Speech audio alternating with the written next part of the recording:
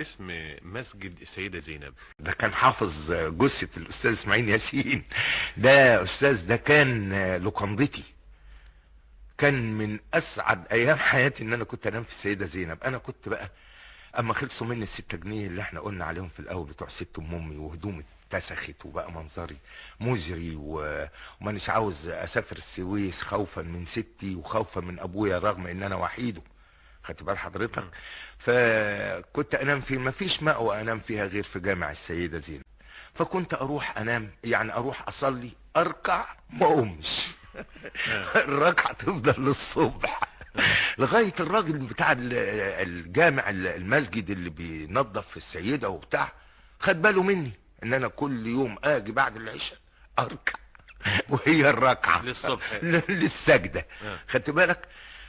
لدرجة انه مرة جه راح ضربني بالرجل في بطني وقال له قوم يا ابن الفلاني الفلاني بتاع.